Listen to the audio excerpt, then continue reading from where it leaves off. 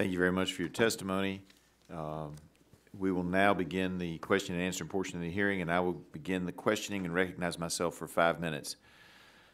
So we've heard a lot in the opening statements, people going back and forth, but even though we want CDC and our health community to give us the data and the science, that did not always appear to be the case during COVID-19. So that brings up my first question. I have concerns surrounding the potential conflict of interest between the CDC and the CDC Foundation, which accepts millions of dollars annually in private financing with minimal reporting requirements or disclosures regarding how these funds are to be spent or whether there are strings attached when those funds come into the foundation.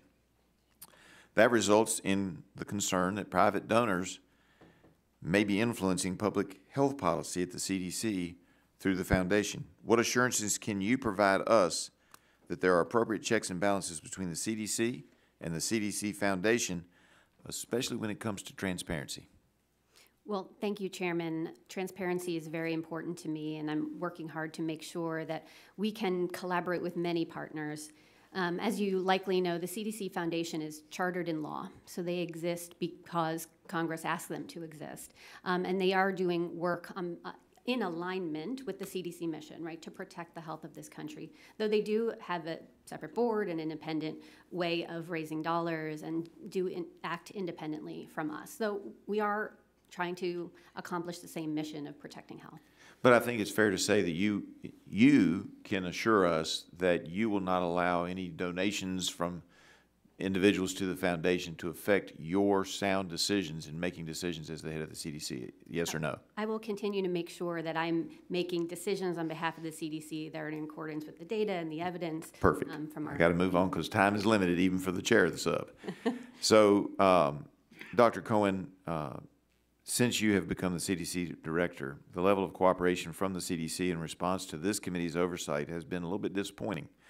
CDC specifically has not responded to certain letters. Instead, we've received letters signed by HHS Assistant Secretary for Legislation. Even these responses did not respond to all of our questions or provide a single document. Instead, the responses recounted publicly available information. Under your leadership, as you get your sea legs under you, I hope that CDC will work with us to do our role as oversight. Will you commit to working with us and having the CDC cooperate with our oversight for the betterment of the nation? Yes or no? Chairman, I look forward to working with you. I think it's really important, as I said in my opening statement, that we work closely with Congress, and I look forward to working with you personally. I built relationships across the aisle in North Carolina. I look forward to doing that here in this new role. Yes, ma'am. Thank you. With the current surge in respiratory disease in China, this subcommittee sent a letter to you just yesterday, so we don't expect an answer yet, but just yesterday regarding this mysterious uptick in cases. Our hope is that, and if you need us to help, we will, but we are hoping that you can put some pressure in an attempt to try to get China to not mislead the world as they did with COVID-19. What steps is your agency taking, is CDC taking, to ensure that you can gather all the complete and accurate data regarding this mysterious uptick in respiratory illnesses in China? Well, thank you, Chairman. On that, obviously, it is really important that CDC continues to do our global work and do this scientific diplomacy. What we know as of right now, today, of what's happening in China, they are having an increase in some of their respiratory illness. They're seeing it in the northern part of their country. They're seeing an uptick in their pediatric population. What we do know as of today is we do not believe this is a new or novel pathogen. We believe this is all existing, meaning COVID, flu, RSV, mycoplasma, but they are seeing an upsurgence. We do have an office, CDC does, in China, and our officials have been in touch with our counterparts to make sure that we're understanding the situation there.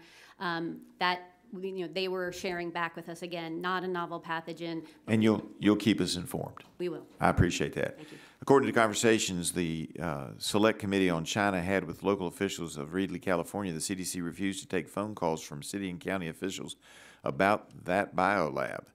Why wouldn't the CDC prioritize a call on a serious and potentially deadly issue?